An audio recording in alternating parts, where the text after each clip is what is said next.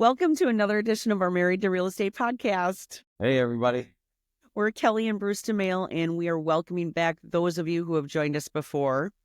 For your newbies, thanks for tuning in and welcome. We appreciate the fact that you're watching us.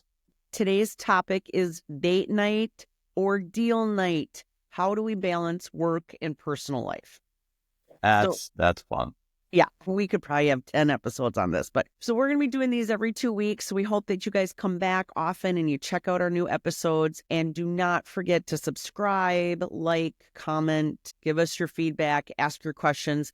It's been fun just already getting some of the questions. So please, that helps us, I guess, with content as we go forward. Yeah. So let's move on, because we do have some questions from some people that we need to get to. So we'll try to get as detailed as we can. And again, if you have questions or you have comments about what we're going through, throw them down below. In our career in real estate, we really don't follow a standard clock because we're always on call all the time. And so I think our date nights are a little different than most people's. So one of the questions we got was, how do you decide when it's time for date night versus deal night, Kel? It's been hard because, again, we just have a ebb and flow relationship, right? I mean, from day to day, week to week, whatever, we don't have a standard work from 8 to 5. We could have busy days. We could have, days where there's nothing going on. So for us, what we have found works really good as can be expected, is we actually calendar our date nights, which can sound kind of a little non-spontaneous or whatever. But we find that it works the best for us because we know it's on that calendar. We see it. We plan things around the best that we can. But that's not probably a strategy that's going to work for everybody. So let's clarify calendaring the date night, because I think people might look at us and go, well, we do too. But here's what we do and what I think makes it different. If people are going to go out to dinner, let's say the Valentine's dinner, you're gonna make the reservations and you're gonna put it on your calendar. So that could be calendaring it if you're going to a Wild game or if you're going to a baseball game or whatever. You put that on your calendar, right? What Kelly's talking about is every 2 weeks on a Thursday night, we have it on our calendar that just says date night. We don't have anything planned. We just try to block some time off. Maybe time blocking is a better word than put it on our calendar. We try to time block for our date night, right? And what happens to that time block at least half of the time? So that's what led us to this podcast, right? Is date night or deal night. And if you guys probably have learned in past episodes that we have a very different dynamic. Bruce does more of the back end of the business. So he doesn't have the urgency, and I say urgency with the client-facing side of the business like I do. When my phone rings, you bet I'm answering that phone because they have 1,000 other agents they could call if I don't answer. Now, I know that we're not in the business of brain surgery here where this is life or death. People are like, Kelly, don't be ridiculous. You don't need to answer the phone when you're on a date. But I have that build up inside me. Like if I don't answer the phone, that's going to make my clients mad. But most people, when you get a phone call, you need to answer it because most people aren't like us. They don't wake up broke that day. They wake up, they know that they're going to go to their 8 to 5 job and get paid. We don't know if we're going to get paid today. Right. Commission sales is very different. So, every day you got to get up and earn that next new paycheck. So we kind of treat it that way that, our clients come first. But that takes over in me more so than it takes over in you because you do more of the back end stuff. So I will tell you guys that this creates, kind of a clash of the titans effect for Bruce and I sometimes because he doesn't always understand the fact that, I have that push and pull inside me of, I know it's our date night, but he'll get over it if I take this call, right? Which I'm not saying that is the right answer. That is absolutely not the right answer. There is a saying out there that says, you teach people how to treat you. Right? So by me taking a phone call every time we're in a time that's meant for just us personally, I'm teaching people out there that they can call me anytime, 24/7. And that's really not normal. That's not normal in any job, right? Doctors don't let you call them 24/7. Lawyers don't have you call them 24/7. And because we are not in a life or death career or situation, that's really not acceptable. And so that's one thing I would say. If you guys are spouses working together and you now want to have some personal time away from work, there's nothing wrong with setting expectations with your clients. Like being able to just say, hey, I'm going to be unavailable from 6 to 8. You don't have to say I'm going out on a date night with my husband. You can just say, I'm going to be unavailable. Feel free to leave me a message and I will get right back to you after that. But I don't think someone's going to stop working with you because you set that limit or that guideline. True, true. But it's also one of those things that you can set the expectation all you want, but that expectation is going to be with people that you already know, that you're already working with, right? And you've already got a relationship with. If somebody calls from New Hampshire and they're looking for a house because they saw one of our YouTube videos, they don't know we're on date night. You're going to answer the phone. So there's two very black and white dynamics there of how the phone call works. Right. And I know I'm very unfair to you. I will be the first to admit that when we're on our date nights, because maybe I should just ask you, like, how do you feel? Like, honestly, how do you feel when the phone rings and I'm like, okay, I got to grab this? So, so that's a good discussion, because initially, and I will say for the first handful of years, it was very difficult for me to be out, and I wanted time with you, and it got interrupted because your phone was on, and you would be checking texts, and granted, anybody, and I'm saying this with all love in my heart, anybody that knows you knows that you're a squirrel. And so you have your We're not phone on, making it to and year 22, people. we may not, but anyway, I mean, you're checking your texts, you're checking, and your phone rings. And to me, the first handful of years were very difficult because I didn't like that. It's one of those things that if we're spending time together, we should spend time together. As time went on and you understood my side of the business and I understood yours, I clearly understand that I'm not very busy unless you're busy. So you need to do that. And I understand that you have a different outlook on people and how they're going to be accepted when you answer the phone and they know that they can call you, or even the impromptu ones, like I said, the people from New Hampshire. But it's one of those things that I've learned to accept, and it's okay, and we just deal with it. And I think with us being okay with it, we know when it absolutely shouldn't happen. So we leave our phones somewhere else. And we've done that a couple of times. And I know that Well, that drives you crazy, but I think, you're saying it's okay. It's really not okay. I mean, I'm going on record. It's really not okay because you've allowed it, and we've just grown as a couple to like learn, like, that's who she is, that's who he is, right? But that doesn't really mean it's okay. I mean, and I'm going to just tell you guys, if you work together and you're carving out personal time, you really need to be present for that other person. And I'm not trying to be a therapist here or whatever. yeah.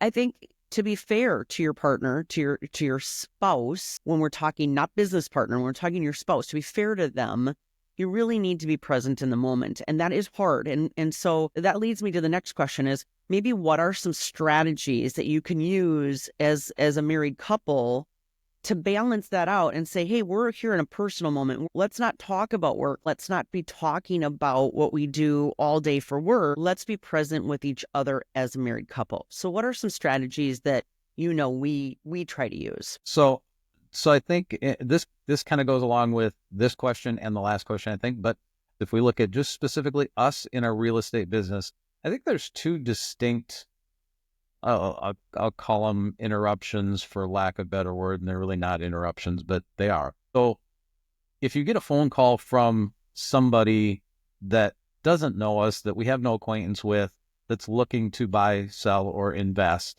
and that happens during a date night, that's one thing, right? That's an offshoot of part of our business where they're coming in from our marketing, and we have to accept that, anytime we're on call, right? The second part of the offshoot that we can control is the people that we are currently working with. So let's say you're working on a deal in the middle of negotiations, and we have this date night, or we have something absolutely planned, like I don't know, like a Mother's Day dinner or a Valentine's dinner, right? And you can't help that you're in the middle of this. You have to be able to be available for people, for your clients, for the other agent, to be able to finish and finalize those negotiations. So I think for me, and I'll speak for me, that's the acceptable part of interruptions during our date night. Right? That's where But date night again, is a little it's deal. not life or death. Well, Let's it be could be real. because sometimes you're on a time crunch. Sometimes, That's true. so if the inspection time frame ends on the same night that our date night is that we're out, you have to get that done. You don't have a choice, right? Now, I guess that would lead to a really good strategy in the fact that, let's say you guys do have a date night planned, right? But the week leads you to a point where there is that time crunch. We're coming down to the time crunch. I'm still in the middle of negotiations. I've got to get it wrapped up tonight. We may be better off rescheduling our date night. Like the whole, if you erase it, you must replace it. So if we have to take it off because it's just not going to be a good date night, the night's going to be ruined because I'm going to be on my phone 90% of the time, then I would say the strategy would be then just replace it. Take it off for that night and then put it on for a different night when the stress is gone and everything, and I can actually relax and enjoy the day. So what's the flip side to that? Because that might work on an impromptu date night, but what if you have something planned? What if you have reservations? What if Right. it's a special date night? Right. I mean, obviously, you're not going to be able to avoid all of it if it's just an absolute, they can't wait. But again, it's setting the expectations with everybody. Like, hey, I'm going to be unavailable. So I'm going to be busy tonight from 6 to 8. So we need to get this done beforehand. It's just having those conversations so that you can be present in the moment, for the date night. So another strategy is, like you said, shut your phone off. If you're not in one of those days where it's, I can see you sweat. I know, Right now. can you? Yeah. Anyway, if you aren't in one of those situations where you're waiting for the buyer to respond, or you're waiting for an answer, or the clock is ticking because the deadline's tonight, if you're not in one of those urgent situations, shut your phones off. You guys, it's an hour or two for dinner or a game or whatever you're doing. Shut your phone off. Another good strategy that we have done, and it helps us because as real estate agents, now not every business is like this, but as real estate agents, we may have a lot of flexibility sometimes during the day where evenings and weekends are busier because that's when our clients are available to do business, right? And to call with questions and to figure things out. So sometimes our days during the week can be easier or more quiet. So what about like planning a day date instead of a night date? Lunch date. We've done that many times. We just do impromptu lunches and say, hey, where are you at? And I say, where are you at? Because a lot of times, even though we work from home, you're out doing things and I'm at home doing the marketing or whatever it is. So we really don't know where each other's at. But the impromptu-ness of open time, and we look at our calendar and say, hey, should I swing in? We can go grab lunch. And we Or try golf. Like to, you and I are big golfers. Like maybe yeah. if we have a quiet afternoon and nothing's going on, let's go out and go golf 9 holes, right? Just get some time to ourselves where we're not in the office, because you do have to remove yourself from that environment as well. Like just get out of the office. And our office is also our home. So sometimes we feel like we're here all the time. So our date night could be date day. Adult date, Date right? day. It is exactly. And that brings up another good point of irritation that I have is the phone being used on the golf course. Correct. And that was more so again in the early years up till this last season, I think. Golf season. Yeah. I'm just not a fan of phone on the golf course, and I never have, and I don't know if I ever will be, but it's the way it is, right? And I know that. And so I think part of what we're trying to do is let you guys know that we've been doing this for 20 some years, and we've figured out what our pet peeves are. We understand each one of them. I understand Kelly's, and she understands how I feel and what I need to do. And we work around it. We make adjustments for it. And we've been doing it long enough that we don't have to think about it. If she says, I got to leave my phone on, I got this going or whatever, um, okay, it is what it is. And the thing is, I think as long as maybe this goes along with another strategy, but as long as we are okay with it, we don't make it a big deal or an issue for the people that we go out with, because they understand our business and they understand that if we have a planned night with friends, I might show up by myself for a little while. Kelly might come a little later if she's in the middle of something, or she might have to step away to take a phone call. So they understand that, and that might be a strategy where it goes for any issue that you have, right? The bigger you make the issue, the more other people see that it's an issue, and the less you make it an issue, the less other people see as an issue. Yeah, it kind of goes back to that. You're teaching people how to treat you, I guess, or just, we're just teaching them this is just how we are. And unfortunately, if this isn't going to work for you, don't go on date night with us or don't come out with us, right? Right. But I Right. do think though that, um, not every married couple is going to be able to work like that, right? And it could cause some friction. So just sit down. I think that's a strategy too. You guys have to always have open communication, right? You and I have had this. We've gotten in our arguments about it and we have just had to talk through it and say, hey, I'm sorry that you don't understand what I go through and how important my clients are. You have to understand that they're a high priority for me, right? And over the years, like you said, you've gotten used to that and you've just become okay with it. But still, you still have to be fair to the other person and just maybe implement some of these strategies where it'll make it a little bit easier for you. Now, one of the next questions we have, this is a good one. Have there been moments where you've had to cancel your personal plans or your date night for work, and how do you handle that? And I think we did kind of touch on that before, is like, I think if you've got a really stressful situation going on with clients and that probably resolution needs to happen that night, and you're going to be fielding phone calls or dealing with maybe having to draft up amendments or changes to contracts, I think the better plan is to maybe pick a different night. But we have had to cancel date nights because of that. Yeah, we have. And my friends know that when I call them at the last minute to go out, that's probably what happened, is that our date night has been canceled and I still want to go do something. Yeah, it's So guys' night now. Kelly's working. Yeah. Yeah, good thing Huh. you got good friends. Is that kind of But like a guy's golf trip? yeah. Hmm, maybe not. Uh, Okay. uh-huh. But it does happen, you guys. And I think, life happens. You're going to have to cancel some plans. Obviously, if it's something important, a graduation, a wedding, blah, blah, blah, you're not going to cancel, you're not going to cancel those things.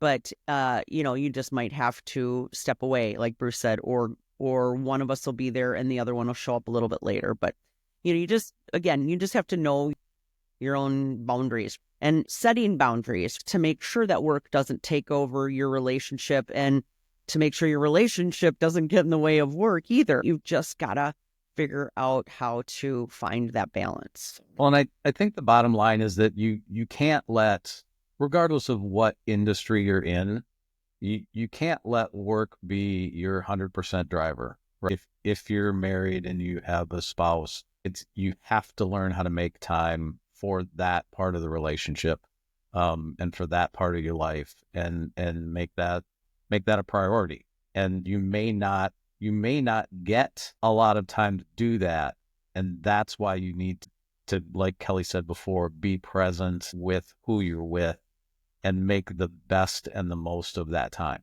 because those might be little pieces that you are able to grab that are quiet and silent from the outside world that are just for you two. Right. Right. So to recap, date nights sometimes are date deal nights. Sometimes deal nights don't end up being date nights. You just have to have some flexibility. I think you have to set expectations with your partner, have grace for each other in the fact that you might do very different parts of the business, and you've got to be respectful of what the other person does, and it doesn't always fit with what you do. You have to be understanding. Again, if it's not the right time to have a date night, do it a different night, or get creative and do it during the day, or, do different things that might fit your schedules better. So that's kind of a big recap on our date night versus deal night. So we've talked about a lot of issues that could come up. Let's end on a positive note, because date night mixed with deal night, really a lot of times, I would say at least half the time, ends up in celebration night for us, because you have been on the phone, you have been working the negotiations, you have been doing whatever you need to get whatever you need to get done. And when it's done, you not only have finished your work for the evening, but you've also just created some super happy people that night. And so our date night turns into a celebration of them, which I think is really cool. Yeah, we get to celebrate the wins of our clients a lot of times on our date night. So as I said early, try to keep personal. When you're on your date night, don't always talk about work, but we end up just celebrating and feeling good, knowing that we were able to make somebody happy, for sure. Yeah. It's time to go. Yep. Time to wrap this one up. Thanks so much, you guys, for tuning into this week's episode. Again, we do these every 2 weeks, so please check back often for our latest episode. So we're going to talk about what TV gets wrong in real estate on our next podcast. That's going to be a good one, because oh my goodness, it is, they call it reality TV, but I'm telling you that is not reality. So that'll be a fun one. This is going to be reality podcast on reality TV. Exactly. So again, you guys, please, if you like what you're hearing and you want to have some more fun with us, be sure to subscribe, put your comments down below, put your questions down below, and we will look forward to hearing from you. So thanks again for watching. Thanks for tuning in. Make sure you keep it real. See you next time.